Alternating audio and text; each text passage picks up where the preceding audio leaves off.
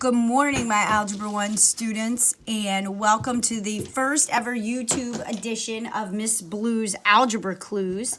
So Brooklyn had some really great questions regarding some of the problems that you guys were assigned yesterday. So I wanted to give you a quick video of some of those problems that should help you out if you got stuck on some of the tougher ones. So the first one Brooklyn had a question on was number 6, which said 19 is greater than 13 minus 3z. Now, I think the tricky thing about this particular problem was the fact that it had the variables on the right side of the equation. So it made it look a little different from some of the other problems. So, but we're going to solve the inequality exactly the same way. So my first step to get the z all by itself is going to be to subtract 13 from each side. When I do that, I'll have 6 is greater than negative 3z. My next step is going to be to take each side and divide it by negative 3.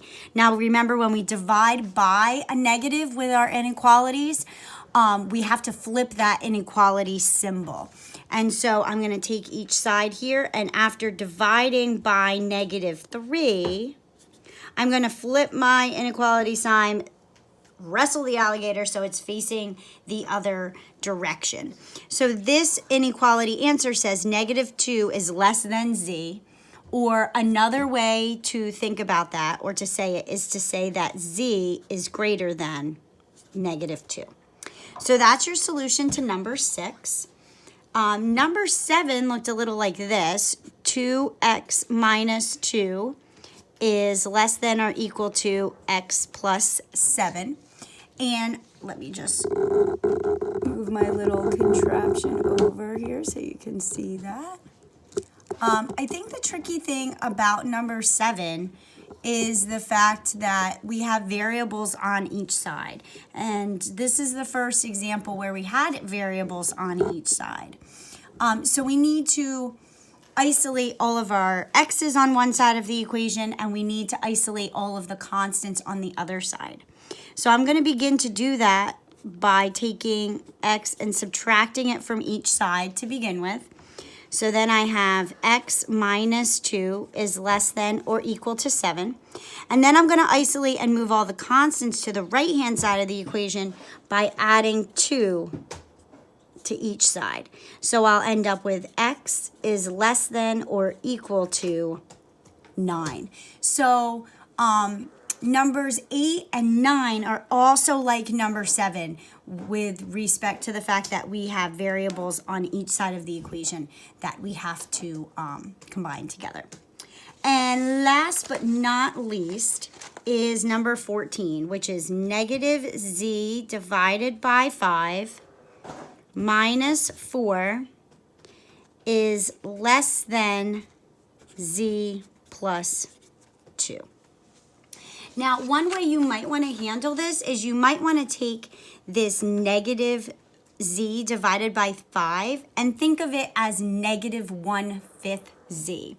Now, if you were to convert negative 1/5 into a decimal, it would be negative 0.2. So I'm going to rewrite this as negative 0.2 times z minus 4 is less than z plus 2. And so my next step then here is going to be to,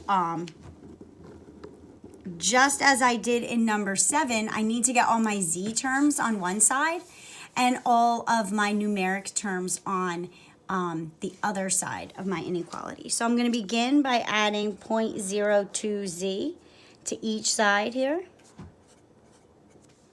So then I have negative 4 is less than 1.2z plus 2. And then I'm going to take each side of my inequality, I'm going to subtract 2 from it. So I have negative 6 is less than 1.2z. So far, so good. And then I'm going to do the rest of the work for this problem up here. So I have my negative 6 is less than 1.2z. Now to isolate the z and get it all by itself, I'm going to take each side and I'm going to divide it by 1.2.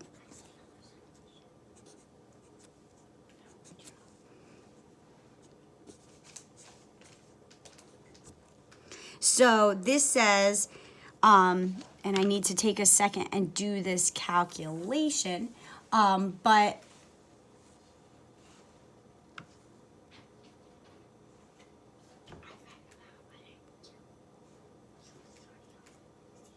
you should get -5. So -5 is less than z. And another way to say that, a more conventional way to say that, is to say that z is greater than -5. So I hope you found this helpful. If you have any other questions after I post the video, please, please, please feel free to ask them. I'm sure you miss me and my bad jokes, so I'm happy to do more videos with more math and more bad jokes. I miss you guys, and I hope to see you soon.